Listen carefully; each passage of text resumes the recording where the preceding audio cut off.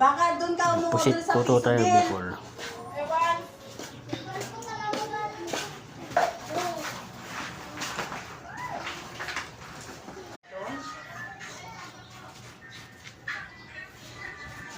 May ganun nga.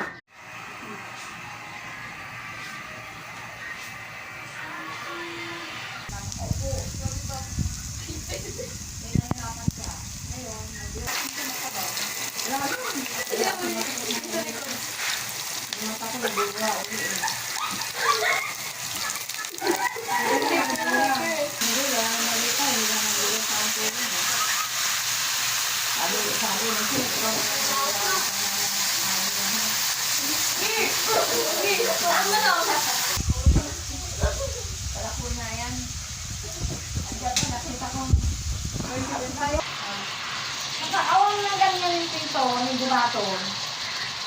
Nagkapugyan na sa akin yun eh, si Gubaton. Pangatlo, ay pangalawa, ganun pa rin. Huwag talaga kami kalang dahil ano daw, di na daw na. Grabe namin yung tinulamin ng Bacoor.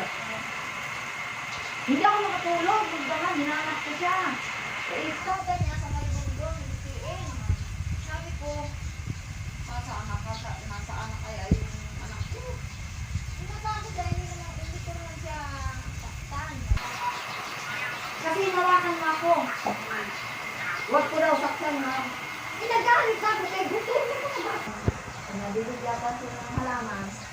Pagkatapos ng bilig, umalis na sila, hindi man sabi na alis na kanila. Yun lang. Gusto ko nang gawa ko. Malamit. Yun lang. Ginutom niya yung mga tatlo. Yung mga anak ng opisyalis. Hindi sila nag-alala na. Ang service namin. Kabalik-balik. Kasi may service sila eh. Iwanan ng bayad ko. Bali, ako sila apat sila doon. 900 ang bayad ko eh. So, sabi ko, sabi niya, at saka isa pa, dapat tinatawag kami. Pero nga alas 2, gutom na yung mga bata. Lalo na yung nagutom niya.